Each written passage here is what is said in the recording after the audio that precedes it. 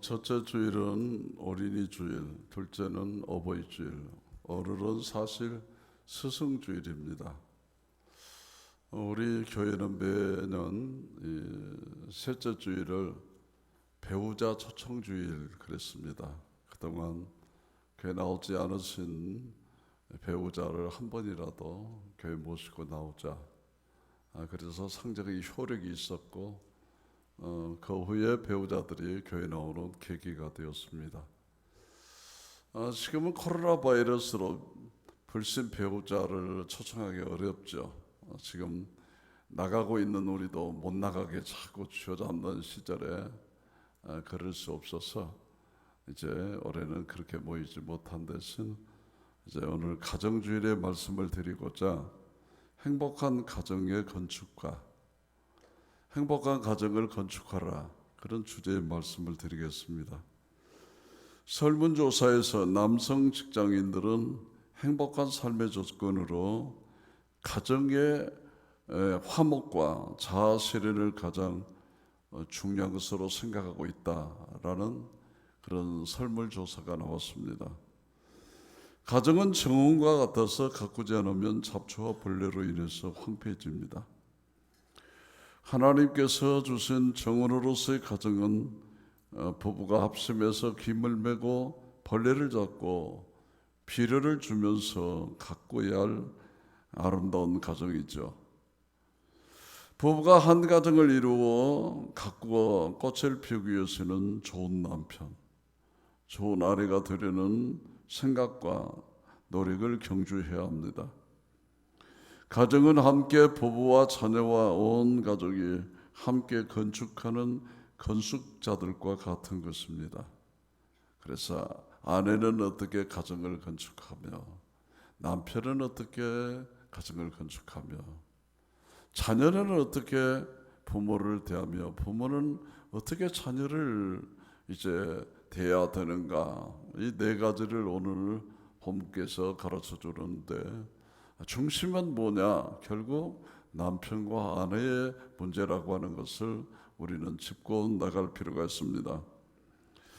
그래서 가정의 달을 맞이해서 화목한 가정을 이루려면 가족들이 각자 자기의 위치에서 어떤 노력을 기울여야 하는지 오늘 본문의 말씀을 통해서 주의 음성에 귀를 기울이시기 바랍니다. 먼저는 하나님과 화목해야 된다 그러냐. 하나님과 화목하라. 하나님의 형상대로 지음받은 인류의 집합체의 시조 아담의 가정을 만드시고 아담과 하와를 통하여 하나님 자신을 나타내고 표현하려고 목적하셨는데 뱀의 유혹으로 해를 입어 아담은 하와에게, 하와는 뱀에게 책임을 전가시키며 떠넘기면서 에덴의 화목이 깨지고 말았습니다. 그러므로 문제를 자기 자신에게서 찾지 않고 서로 책임을 안 지겠다는 것이 불화의 원인이 되었습니다.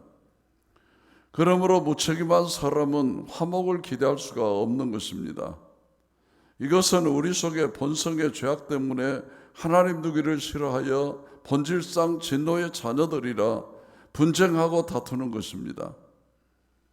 여러분, 장갑은 손을 번떠서 장갑 안으로 집어넣기에 만드는 것이죠. 마찬가지로 그리스도는 하나님의 형상의 본체의 영광이시라고 그랬어요. 그리스도가 사람 안으로 들어와 사람을 통해 하나님을 표현하고 나타내는 것이 하나님의 창조의 목적이었습니다. 그래서 성경은 그러므로 우리가 믿음으로 의롭다 하심을 얻었은즉 우리 주 예수 그리스도로 말미암아 하나님으로 더불어 화평을 누리자라고 말합니다.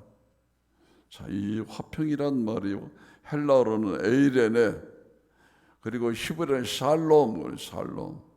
이 샬롬이라는 것은 하나님과의 화목, 이웃과의 화목, 자기 자신과의 화목을 말합니다. 화목하다는 사전적 의미는 화친, 화해, 서로 뜻이 맞고 조화를 이룬다 등으로 풀이가 됩니다.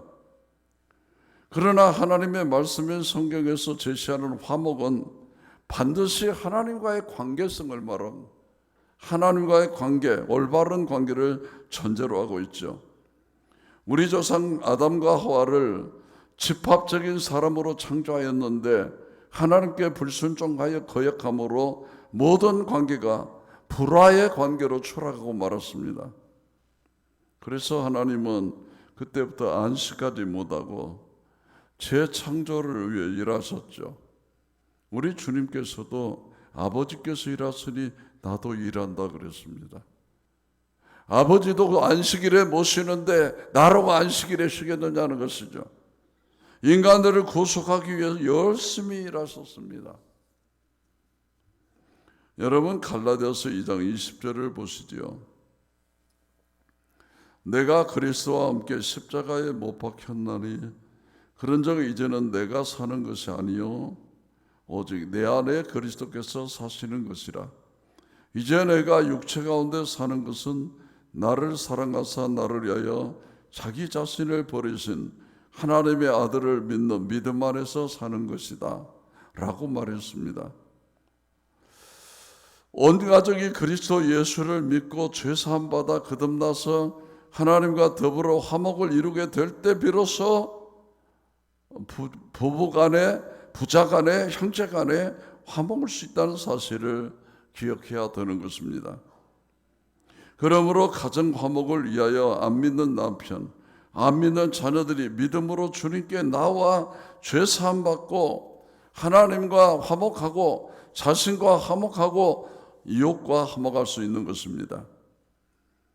한국 사회의 모든 문제점은 가정의 문제에서 출발이 됩니다.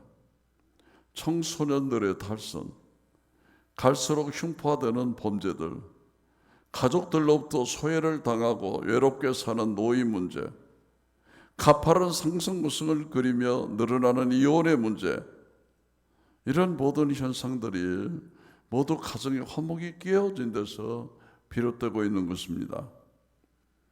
온 백성이 화목한 가정을 이루는 것이야말로 오늘날 우리나라가 안고 있는 사회 경제의 난국을 헤쳐나가는 첫걸음이라 알 수 있을 것입니다. 여러분, 정부에서는 이와 같이 가정이 소중함을 알고 5월 21일을 부부의 날로 입법하여 공포했습니다. 부부의 날 위원회 사무총장이며 부부의 전화와 부부쉼터 운영자로 활동 중인 권재도 목사님이라는 분이 계십니다. 이분이 핵가족 시대 가정의 핵심은 부부이며 부부가 화목해야 우리 사회의 청소년 문제나 고령화 문제 등 각종 문제의 해결책을 제시할 수 있다는 점에서 큰 의미를 갖고 있다고 말했습니다. 우리말에 가와만사성이라는 용어가 있죠. 이걸 그분은 부부 화만사성으로 고쳐 부를 것을 권하고 있죠. 부부의 날만이라도 바쁜 일상을 잠시 제쳐두고 부부가 차분히 대화를 나눈다면 불화의 90% 이상을 해결할 수 있을 것이라고 말하면서 유 메시지가 아닌 아이 메시지를 말하는 법을 배우라. 유 메시지가 아닌 아이 메시지로 말하는 법을 배우라고 말합니다. 자, 그러면 유 메시지란 뭐를 말하는가? 이건 문제를 상대방 책임으로 돌리고 비난하는 화법입니다. 가령 집안이 어지럽혀져 있을 때 집안 꼴이 이게 무엇이냐? 마치 돼지 우리집, 사람 사는 집이냐? 라고 말하고 하는 이게 요 메시지라는 것이죠. 그러면 아이 메시지는 뭐냐? 같은 문제를 놓고 나는 집안이 어지러우면 마음까지 산만해지는 것 같다라는 신호로 비난 대신 자신의 감정 상태를 표현하라는 것이죠. 이분은 부부는 가까운 만큼 먼 존재라고 스스로 끊임없이 관심과 배려를 보이는 것만이 해로할 수 있는 방법이라 그렇게 말씀하십니다. 그 다음에 그리스도 안에서 하나님의 사랑을 확신하여야 하는 것이죠. 아내 사랑하기를 제 몸같이 하라 그렇게 말씀했습니다. 자기를 사랑하는 자만이 아내를 사랑할 수 있기 때문에 먼저 하나님이 나를 사랑한다는 사실을 확신해야 되는 것입니다. 자, 에베소서 5장 28절을 보겠습니다. 이와 같이 남편들도 자기 아내 사랑하기를 자기 자신과 같이 할지니 자기 아내를 사랑하는 자는 자기를 사랑하는 것이다. 자기 아내를 사랑하는 것은 자신을 사랑하는 것이다라고 했습니다. 먼저 그리스도 안에 우리의 신분을 확인하고 화평을 누려야 합니다. 하나님의 사랑을 깨닫고 자기를 용서하고 자기를 사랑할 수 있을 때 직책을 감당하게 되는 것입니다. 이미 예수를 믿고 구원받은 하나님의 자녀는 하나님의 자녀로 그 자체가 의인입니다. 의인. 믿음으로 죄사함 받았고 구원받았고 영생 얻었고 사망의 생명을 옮겼고 이제부터 너희는 외인도 아니요 손도 아니요 오직 성도들과 동일한 시민이요 하나님의 권속이라 택하신 족속이요 왕같은 제사장이요 소유된 백성으로 하나님의 것이 되었다라고 가르칩니다. 여러분, 지금으로부터 약 100여 년 전에 미국의 최대 구두쇠로 뽑힌 노인이 계십니다. 그분이 히티 그린이라는 할머니, 히티 그린 할머니. 이분이 오래오래 사셨는데 그분이 독자를 뒀어요. 늙음하게 독자를 뒀어요. 그런데 이 아들이 자라면서 다리에 병이 났어요. 병이. 그러니까 빨리 가서 병원에 수술을 해야 되는데 방치했다가 나중에 가서 보니까 안 된다고 다리를 잘라버렸어요. 절름발이 아들이 절름발이 아들. 그리고 이 할머니도 돌아가시기 전까지 물군죽으로 연명하신 분이 있는데 왜 속에서 밥을 안 받아들여서 물군죽이 아니라 아끼느라고 날마다 죽만 써본 것을. 그러다 그분이 돌아가셨는데 병명이 뭐냐? 영양실조. 근데 놀라운 일이 벌어졌습니다. 이 할머니가 돌아가신 다음에 할머니의 저금 통장을 보니까 지금으로부터 100년 전에 당시에 돈 1억 불이 들어있다. 1억 불이면 어마어마한 돈입니다, 여러분. 영양실조로 죽고 아들은 다리 수술을 못해서 절뚝발이로 살다 죽게 된 이분에게 1억 불이 나왔다는 것이에요. 통장에 1억이 있으면 뭐하고 100억 있으면 어떻겠습니까? 이 할머니는 자기가 가지고 있는 것을 누리지 못하고 쓸 줄 모르는 그런 병든 분이었습니다. 그리고 그 재산이 고스란히 절름발의 아들에게 전달이 되는 미국에서는 상속세가 어마어마합니다. 절반도 못 가져가. 절반도. 오늘 우리 중에도 그리스도 안에 우리가 누려야 할 신분과 특권과 축복을 망각하고 이 할머니처럼 빈사 상태에 놓여 있는 가정들이 얼마나 많습니까? 오늘 본문은 하나님이 세우시고 우리에게 주신 가정 안에서 우리 모두의 역할을 말씀하시므로 화목한 가정, 행복한 가정, 온전한 가정, 가정천국을 누리기를 우리 주님이 원하신다는 것을 우리는 알 수가 있는 것입니다. 이처럼 자신의 부여를 못 누리고 사는 그리스도인들이 마치 하나님이 우리에게 주신 모든 신령한 은사를 누리지 못하고 거지처럼 가난한 자로 마귀의 속임에 속아 사는 그리스도인들이 참으로 불쌍하다라고 하는 거죠. 참으로 불쌍한 인생들이죠. 오늘 우리는 모든 죄사함 받아 하나님과 화평케 된 사람들이죠. 이제부터 하나님의 자녀의 신분으로 당당하게 남편으로서 아내로서 그 권리와 의무를 다 감당하시기를 바랍니다. 여기에서 주님과 교회가 신랑과 신부의 신비한 로맨스를 즐기게 될 것이고 어린 양 혼인잔치 누림의 그 비밀을 알게 될 것입니다. 자, 우리는 그리스도의 풍성한 말씀을 우리 안에 거하게 하심으로써 그분을 머리로 붙잡고 생명으로 받아들임으로 이제 가정으로부터 귀중하고 중요한 교훈을 얻어야 하는 것이죠. 자, 그리스도와 연합한 성도들은 인간 생활에서 그리스도를 표현을 해야 되는데 어떻게 표현을 하느냐? 첫째는 가정에서 아내가 표현하는 그리스도, 아내가 그리스도를 나타내는 방법이 뭐냐? 자, 오늘 본문 18절입니다. 18절. 아내들아 남편에게 복종하라. 이는 주 안에서 마땅하니라. 아내들아 남편에게 뭐하라? 복종하라. 이게 뭐다? 주 안에서 마땅한 것이다. 특별한 것 아니다. 마땅하게 그렇게 해라.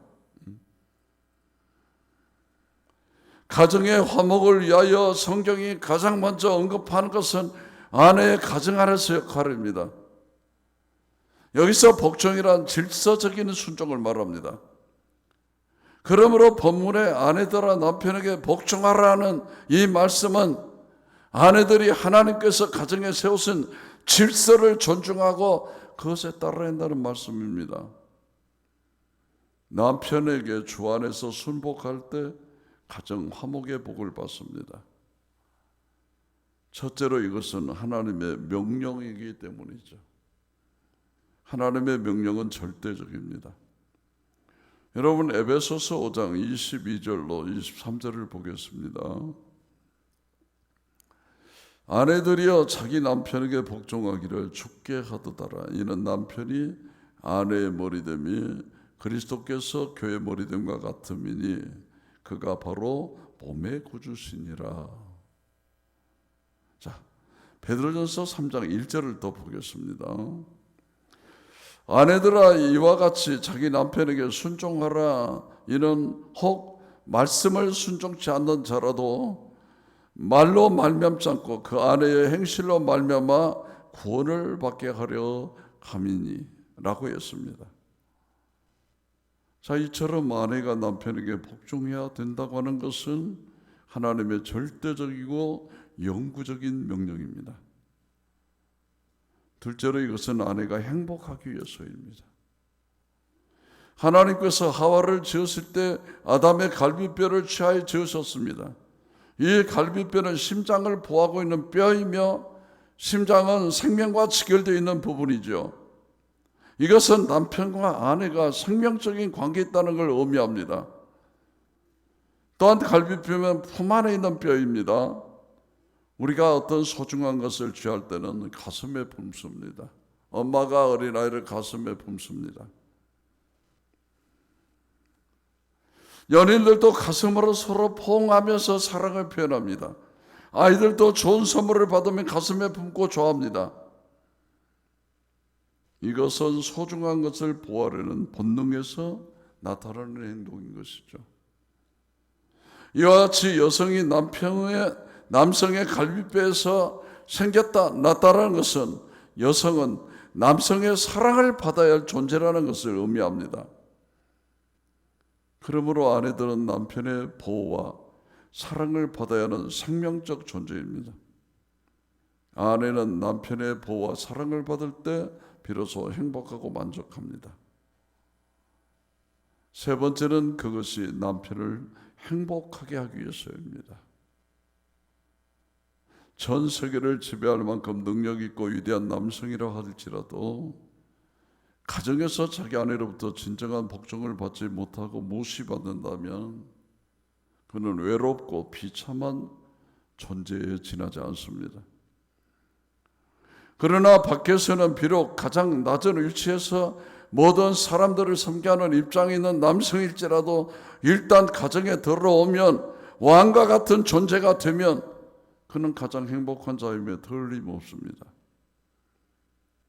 그러므로 남편을 진정으로 행복하게 해주고 싶다면 남편에게 복종해야 됩니다. 복종. 남편을 왕과 같이 받들어 줘야 됩니다. 남편을 왕같이 받들어 준다고 해서 아내에게 손해줄 거 하나도 없습니다. 왜 그렇습니까? 남편이 왕이면 자기는 누구게요? 왕후가 되는 것입니다. 아버지가 왕이고 어머니가 왕후면 자식들은 또 뭡니까?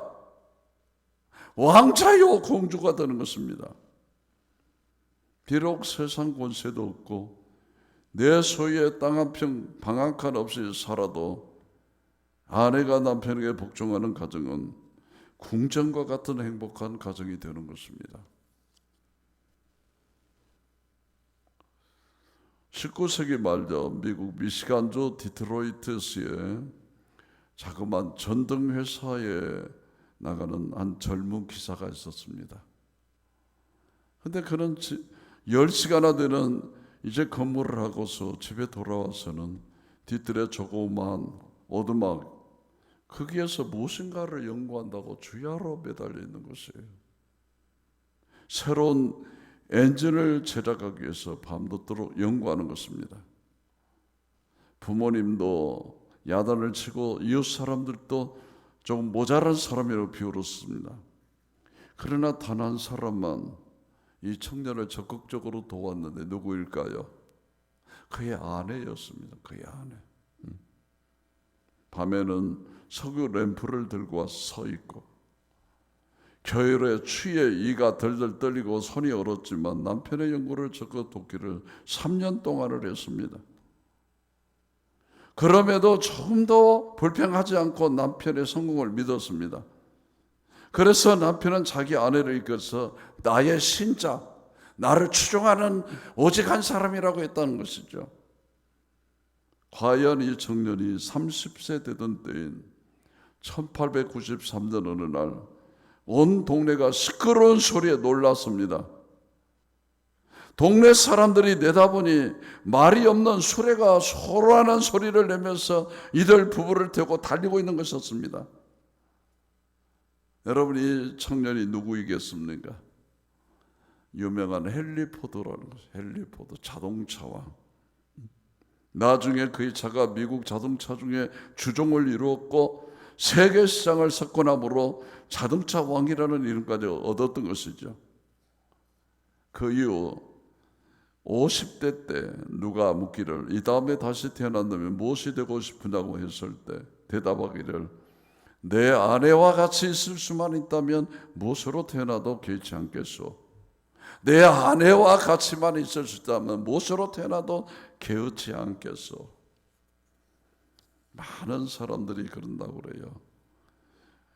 다음에 또 세상에 오시면 남편하고 살겠소 그랬더니 90%가 아니오라. 90%. 아마 여러분은 한번 생각해 보세요. 다음 세상에 오면은 우리 남편하고 살래요? 그러면 손 한번 들어봐. 한번 보게 좀. 거짓말 그렇게 써졌다 보니까 한 명 손 들었는데 덜 살아서 그래. 더 살아봐. 더 살아봐. 둘째로는 가정에서 남편이 표현하는 그리스도. 남편은 어떻게 그리스도를 나타낼 수 있느냐 말이죠. 자, 본문 19절입니다, 여러분. 남편들아 아내를 사랑하며 괴롭게 하지 말라고 했습니다. 남편아 아내를 사랑하고 네 아내 괴롭히지 말라고. 하나님께서는 아내를 향한 남편들의 차원 높은 사랑을 요구하고 있습니다. 아내를 향한 남편의 사랑은 그리스도께서 교회를 사랑하신 것 같이 하라고 그랬습니다. 그리스도께서 십자가 위에서 자신의 피를 흘려 교회를 세우셨습니다. 즉 주님은 목숨을 다하여 교회를 사랑하신 것이죠. 성경은 이와 같이 남편들도 생명을 다하기까지 아내를 사랑하라. 우리가 잘 아는 고린도전서 13장 사랑장에 3절로 7절까지 말씀을 봅니다. 고린도전서 13장 4절로 7절. 사랑은 오래 참고 사랑은 온유하며 시기하지 아니하며 사랑은 자랑하지 아니하며 교만하지 아니하며 무례 행하지 아니하며 자기 유익을 구하지 아니하며 성내지 아니하며 악한 것을 생각하지 아니하며 불의를 기뻐하지 아니하며 진리와 함께 기뻐하고 모든 것을 참으며 모든 것을 믿으며 모든 것을 바라며 모든 것을 견디느니라. 참고 믿고 바라며 견뎌라. 오래 참고 견디는 것을 위해서는 연단이 필요연도, 서로의 강함을 위하여 사람 막대기와 인생 채찍을 준비했다는 것이죠.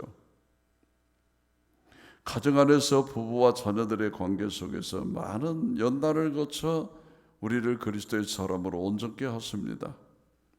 모든 가족들을 통해서 행복한 가정으로 세우는 것은 지금도 공사 중입니다. 여러분, 공사 중.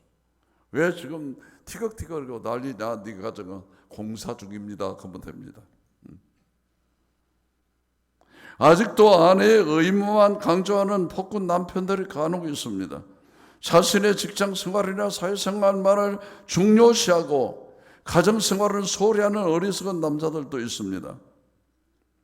자신의 자존심은 털끝만큼도 손상받지 않으려 하면서 아내의 자존심 따위는 생각조차 하지 않는 자신만 하는 남편들도 있습니다.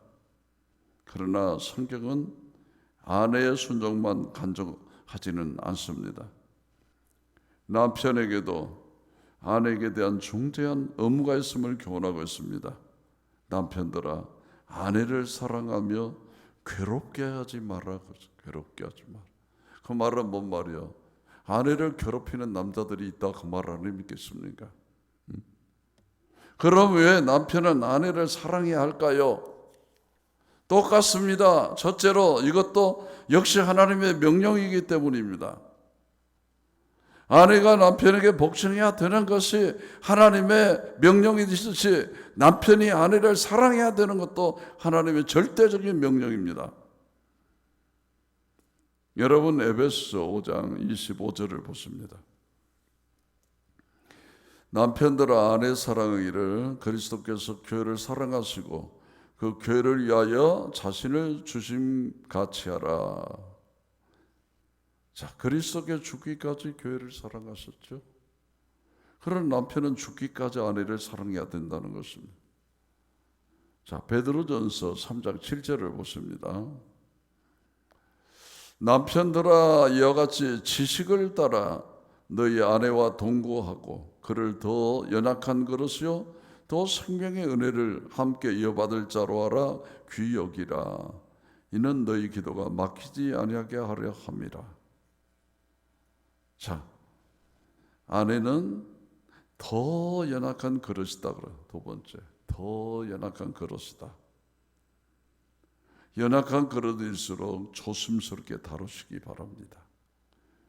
남편이 아내보다 힘이 세다고 오직스럽고 미련하게 돼서는 안 됩니다. 본문 말씀에도 네 아내를 괴롭게 하지 마라. 내 아내를. 남편은 아내보다 힘이 있고 강하기 때문에 연약한 아내를 더욱 소중히 여기고 아껴줘야 되는 것입니다. 몸도 약하고 감정도 예민합니다. 정도 많고 눈물도 많은 것이 여성입니다. 그렇기 때문에 더욱 귀히 여기고 사랑해줘야 되는 것입니다. 세 번째는 생명의 은혜를 요부로 함께 받을 자이기 때문이죠. 아내도 남편과 똑같이 하나님의 사랑을 받고 있는 하나님의 자녀입니다. 아내도 주님의 십자가 은총으로 구원받은 자요 하늘나라를 요부로 상속받을 백성입니다. 그러므로 만일 아내를 무시하고 학대한다면 그것은 바로 하나님의 사랑하는 딸을 무시하고 학대하는 것입니다. 여러분, 오히려 하나님이 아내, 여자를 더 사랑하지 여러분 어떻게 아십니까? 저는 그래요. 신앙생활하는 모든 분들의 데이터상으로 보면 여자분들이 하나님의 사랑을 훨씬 더 많이 받겠다, 그런 생각을 확신합니다. 여러분, 남자들이요 그런 생각이 없습니까? 교회가 제대로 유지되려면 여자들 아니면 교회 무너져 버립니다. 여러분, 여자들이 3분의 2, 남자들이 3분의 1도 안 됩니다.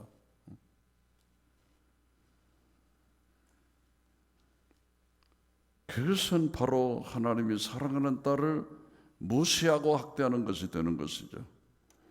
남편들은 아내가 자신의 배우자이기 전에 하나님의 딸이라는 사실을 잊어서는 안 되는 것입니다. 네 번째는 기도가 막히지 않기 위해서입니다. 남편에 대한 아내의 복종이 남편은 물론 아내의 행복이 되듯이 아내에 대한 남편의 사랑이 아내는 물론 남편 자신에게 유익이 되는 것입니다. 남편이 아내를 귀하게 여기고 사랑할 때 남편의 삶에도 기쁨이 있고 만족이 있는 것입니다. 뿐만 아니라 신앙생활에 있어서도 생동감이 넘칩니다. 기도가 상달됩니다. 그러나 아내를 학대하고 전시할 때는 기도가 막힙니다. 신학의 활력을 잃습니다. 영혼이 병들고 외식하고 유선자가 됩니다. 그러므로 신앙생활에 승리하려면 아내를 사랑하라. 아내를 무시하지 말고 아내를 사랑하고 괴롭히지 말아라 그 말이죠. 여러분 유태인의 탈무드에 보면은 아내를 까닭없이 괴롭게 하지 마시오. 하나님께서는 아내들의 눈물방울 세고 계십니다라고 했어요. 아내를 괴롭게 하는 사람은 거기에 대한 값을 받게 되어 있다는 것입니다. 아내에게 잘못하면 결국 손해보는 사람이 누구인가를 알아야겠습니다. 또 이런 말이 있습니다. 남자의 집은 아내이다. 남자의 집은 아내이다라는 겁니다. 이것은 굉장히 중요한 말입니다. 여자를 학대하고 귀한 줄 모르고 괴롭게 하는 사람은 마치 자기 집을 뜯어먹는 소와 같이 자기 집을 깨뜨리고 있는 남자인 것을 알아야 합니다. 남편들도 자기 아내 사랑하기를 자기 자신과 같이 할지니 자기 아내를 사랑하는 자는 자기를 사랑하는 것이니라. 에베소서 5장 28절에 얘기했습니다. 성경은 마른 떡 한 조각만 있고도 화목하는 것이 육설이 집에 가득하고 다투는 것보다 나으니라고 말씀했고, 연한 채소를 먹으며 서로 사랑하는 것이 살찐 소를 먹으며 서로 미워하는 것보다 나으니라고 말씀했습니다. 지혜의 말씀, 잠언서에 기록된 말씀이죠. 우리 모두 우리 성도들이 가정에 주 안에서 행복한 가정 될 수 있기를 주의 이름으로 축원합니다. 할렐루야.